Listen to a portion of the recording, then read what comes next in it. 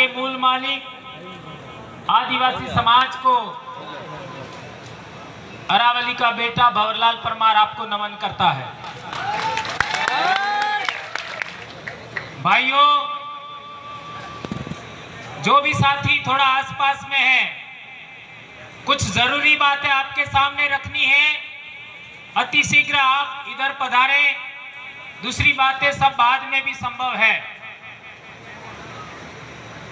अभी मेरे भाई खराड़ी साहब बोल रहे थे कि इधर एक जंगल है, उसका नाम सीता माता अभयारण्य है।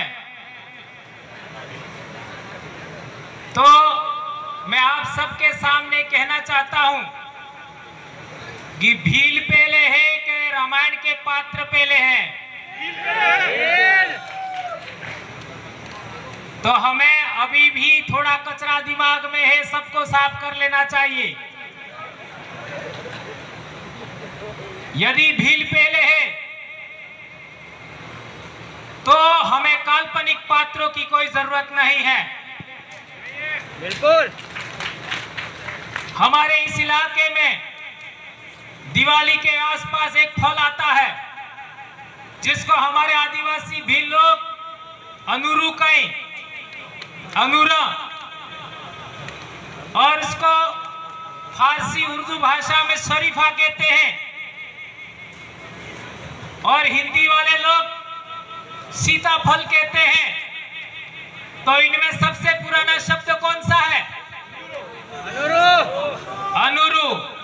तो सीताफल कन्वर्टेड शब्द है, कन्वर्टेड। तो यदि आप कन्वर्टेड हो तो घर वापसी करिए। सीताफल वाले कन्वर्टेड हैं, घर वापसी करिए, ये कहना चाहते हैं। अभी बहुत सारी बातें हो रही थी, लंबी लंबी फेंकी गई कि हम लोग आदिवासी समाज के लिए एक हैं, कुछ भी कर सकते हैं, राजनीति से परे हो सकते हैं। तो ट्राइबल एडवाइजरी काउंसिल में आप एक क्यों नहीं है? यदि राजस्थान की धरती पर सभी 17 एमएलए ट्राइबल एडवाइजरी काउंसिल में एक होते तो हम लोगों को लोक संख्या के अनुपात में क्या 5वीं अनुसूची के आधार पर आर्टिकल 244(1) के अनुरूप आरक्षण मिल गया होता। नहीं मिला हमको। इसी आरक्षण की लड़ाई के लिए हमारे ऊपर 7,000 लोगों पर एफआईआर लगाया सरकार ने, और सरकार पूरे देश के इन नेताओं को बुला करके चिंतन शिविर कर रही है। हमारा चिंतन शिविर एक्सेप्ट कर लिया तो हमारे मुद्दों को भी एक्सेप्ट करिए। हम बोल रहे हैं, क्या वो गलत है? यदि गलत है तो साबित करिए। बार बार मैं चैलेंज कर रहा हूं कि आइए मेरे सामने बहस करिए, मेरे को एक बिल को हरा के दिखाइए। एक बात भी गलत है तो आप लोगों को मेरी बातें तीखी लगती होगी, कड़वी लगती होगी, लेकिन क्या करूं, डीएनए ओरिजिनल आदिवासी का है, भील का है। क्या कर सकता हूं मैं? अभी कुछ परिस्थितियों के बारे में मैं आपका ध्यान आकृष्ट करना चाहूंगा, भले बोलना अधूरा रह जाए। देश भर की परिस्थितियों का हमको आकलन होना चाहिए। देश में रूल ऑफ लॉ चल रहा है। रूल ऑफ लॉ का मतलब है कानून का शासन, रूल ऑफ लॉ। फिर भी सरेआम शासन में बैठे लोग रूल ऑफ लॉ का वायलेशन कर रहे हैं। क्या यह बात सही है कि गलत है? गौ रक्षा के नाम पर बेंगू में हमारे भील को मारा, नीमच में मारा, हमारी बेटियों को नेमावर में मारा, और अभी कुरैश सीवनी में मारा। ये रूल ऑफ लॉ का वायलेशन है या नहीं है? इस पर बात होना चाहिए। एक बिंदु, देश में SC/ST एक्ट 1989 है, इसके बावजूद भी आदिवासियों पर अत्याचार हो रहा है और इस अत्याचार पर कोई बोलने के लिए तैयार नहीं है। कौन लोग जिनको जिनको हमने चुन करके भेजा है, उनकी बात कर रहा हूं मैं। तीसरी बात, संवैधानिक आरक्षण की सीमा तय होने के बावजूद हम लोगों को राजस्थान शेड्यूल एरिया में, अभी पुलिस भर्ती की बात हो रही थी, 20% दिया। 20%। किसने बोला यह बात? इसी तरीके से गुजरात में प्रॉब्लम है, इसी तरीके से मध्य प्रदेश में प्रॉब्लम है, इसी तरीके से महाराष्ट्र में प्रॉब्लम है। कोई बोलने के लिए तैयार नहीं है। एक और बात, सुप्रीम कोर्ट के ऐतिहासिक फैसले आए। मैं यहां जो भी बोल रहा हूं, अकॉर्डिंग सुप्रीम कोर्ट का जजमेंट 5 जनवरी 2011, कैलाश बनाम महाराष्ट्र सरकार, उसमें कहा गया है कि आदिवासियों को 6000 साल से दमन किया जा रहा है, शोषण किया जा रहा है, आज तक वो जारी है। क्या उस पर हमें बात रखनी चाहिए या नहीं रखनी चाहिए? हम लोग आदिवासी एकता की बात तो करते हैं जनता के सामने, लेकिन जनता के सामने से चले जाने के बाद भूल जाते हैं।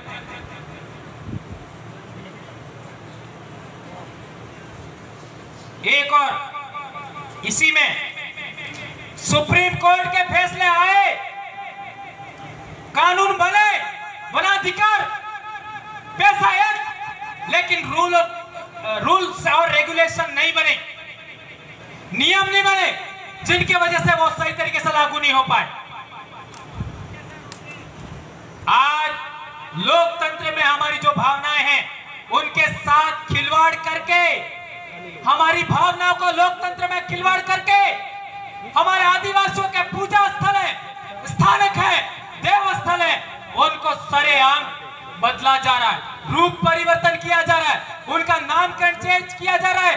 इंदल देव को इंद्र बोलते हैं, भिलट देव को न जाने क्या क्या बोलते हैं। हमारे इधर माता जी शब्द हमारा नहीं है, मताई शब्द हमारा है, जिसमें आई भी होता है।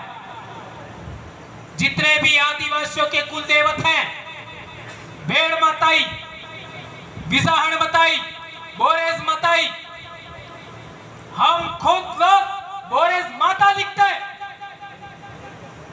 ये ध्यान रखना होगा। और आपके इलाके में आप लोगों ने देखा होगा, सभी लोगों को मीणा बना दिया गया है। और अभी हम लोगों ने 1956-57 के बाद का डॉक्यूमेंट निकाला, जमीन का रिकॉर्ड निकाला, सभी लोग भील हैं। इसी प्रतापगढ़ जिले में, और बाद में हमारी कम्युनिटी चेंज कर दी। ये हरामखोर कौन थे? थोड़ा शब्द गलत निकल गया, उनके लिए कौन थे? अरावली पर्वतमाला की पहली पैदाइश, पहली उपज भील आदिवासियों का पूरा नामकरण चेंज कर दिया, इतिहास खत्म कर दिया, संस्कृति खत्म कर दिया। वो कौन थे?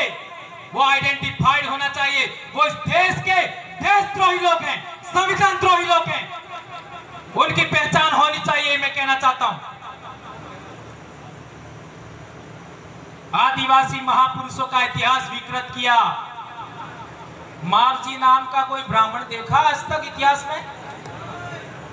मावजी नाम का बेणेश्वर में ब्राह्मण बना रखा है। पूजा नाम का कोई राजपूत देखा? पूजा नाम का, पूजा भील को राजपूत बोल रहे लोग। ये महापुरुषों का इतिहास विकृतीकरण है कि नहीं? अभी हम लोगों ने डूंगरपुर में मूर्ति लगाया, 3 साल मूर्ति पड़ी रही, और यह आंदोलन चल रहा 2016 से। एक मूर्ति लगाने के लिए 6-7 साल गुजार दिए। एक मूर्ति लगाने से प्रशासन, हमारे जो विधायक हैं, जो नेता लोग हैं, वो आनाकानी कर रहे थे, और हमने लगा दिया तो हमारे ऊपर एफआईआर हो गई। शेड्यूल्ड एरिया के अंदर आदिवासियों का कस्टमरी लॉ लागू होता है, आदिवासियों की रूढ़ी प्रथा चलती है, आदिवासियों की ग्राम सभाओं को पावर है, इसके बावजूद हमारे ऊपर एफआईआर लगाया, और हमको भी लगे हाथ एक मौका लगा कि नगर पालिका के खिलाफ वाद दायर किया जाए। शेड्यूल्ड एरिया में अनुच्छेद 243 ZC के तहत नगर पालिका अवैध है, उस पर हम लोग अभी कोर्ट में वाद दायर करने वाले हैं। पहली जनगणना से 1951 तक हम आदिवासियों का धर्म कोलम कोड था,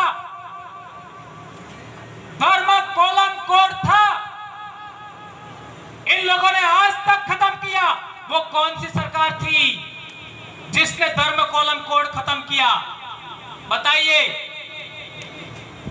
ये चिंतन मंथन करने वालों की सरकार थी। बराबर है, गलत है? मैं किसी पार्टी को टारगेट नहीं कर रहा, उनकी मनोस्थिति, उनका चरित्र को टारगेट कर रहा हूं, जिन्होंने हमारे साथ कुठाराघात किया।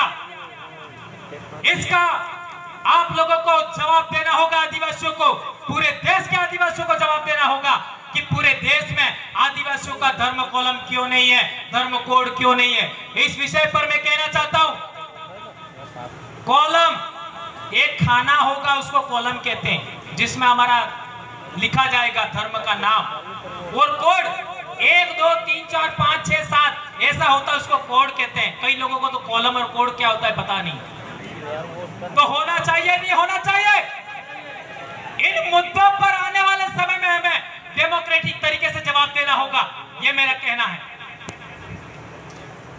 एक और महत्वपूर्ण बात, भूमि अधिग्रहण और जमीन विस्थापन, आदिवासियों के साथ रोज घटनाएं घट रही हैं। ये लोग संवैधानिक प्रावधान को नहीं मानते, 5वीं अनुसूची के नहीं मानते, पैसा कानून को नहीं मानते, वन अधिकार को नहीं मानते, ग्राम सभाएं फर्जी बनाते हैं। ताजा उदाहरण हसदेव अभयारण्य,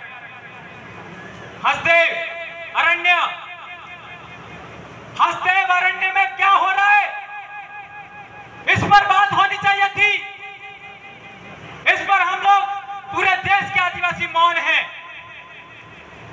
और वही लोक कल्याणकारी सरकारें संविधान का शपथ लेकर के वो बिजली के लिए आदिवासियों के जंगल जमीन से उखाड़ रहे। एक बार हसदेव अभयारण्य देखिए आप, इस भीषण गर्मी के अंदर आपको पसीना नहीं आएगा। इतना हरा भरा शांत ठंडा इलाका है और इसको उजाड़ रहे हैं। इसको देखने के बाद आपके आंखों से आंसू निकल जाएगा। इतना महत्वपूर्ण स्थान है मेरे भाइयों, उसके बारे में हमें बात रखनी चाहिए। शिक्षा का बंटाढार, आप लोगों ने देखा होगा, हमारे बच्चे जुलाई, अगस्त, सितंबर, अक्टूबर महीने में सबसे ज्यादा स्कूल आते हैं, और उसी महीनों के दौरान 4 महीने,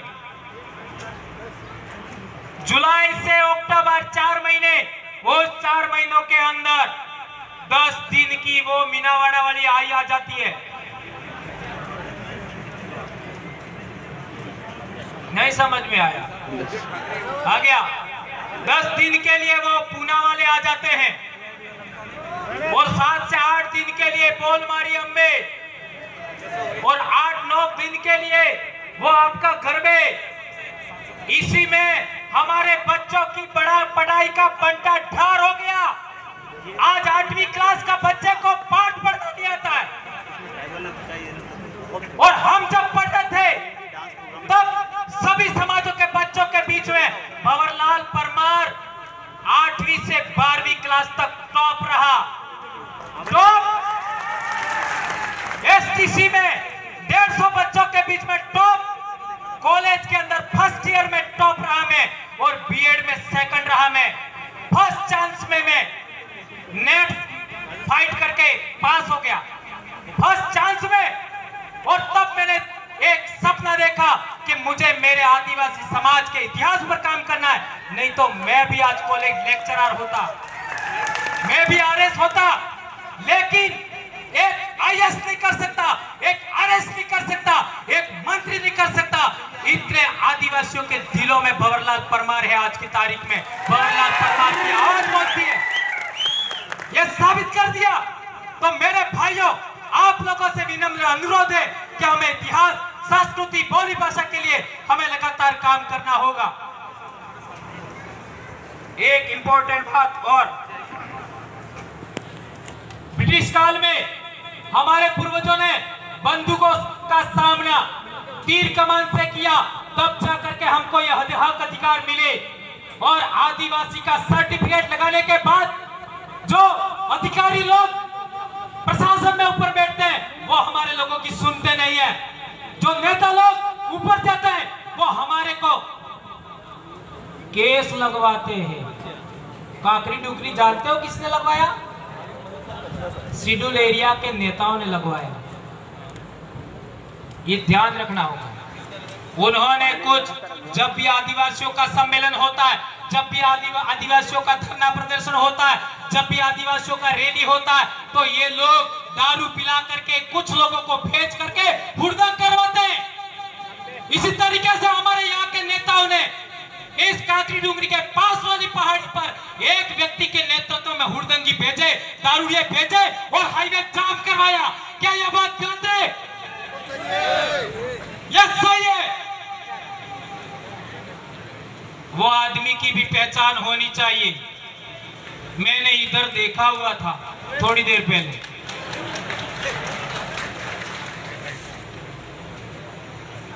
ज्यादा तो नहीं होगा? ये देखकर, ये इतने पॉइंट देखकर मुझे लगा कि लोकतंत्र में आप सड़कों पर बोलने से कुछ नहीं होगा, सभा सम्मेलन करने से कुछ नहीं होगा। आदिवासियों का पूरे देश में संविधान के विरोध में जाकर के, सुप्रीम कोर्ट के फैसलों के विरोध में जाकर के, कानून के विरोध में जाकर के आदिवासियों का दमन हो रहा है। तो अब आदिवासियों को, जैसा डॉक्टर अंबेडकर ने कहा था कि सत्ता के मंदिरों पर कब्जा करिए, सत्ता के मंदिरों पर कब्जा करिए। अब हम लोग इस झाझम से ऐसे नेता पैदा करेंगे जो वहां जाकर के विधानसभा और लोकसभा में इस तरीके से दहाड़ेंगे कि इनको झक मरा करके काम करना पड़ेगा। यह बात मैं कहना चाहता हूं मेरे भाई। अभी बात हो रही थी संरक्षण की, तो जब भी बाहरी आक्रमण होता है, अरब आक्रमण हुआ था 712 ईस्वी में, तब जो सिंध के अंदर कुषाण वंशी लोग थे, गुजरात में गुजरात का जो सौराष्ट्र का इलाका है उसमें शक वंशी लोग थे, वो लोग राजस्थान आए।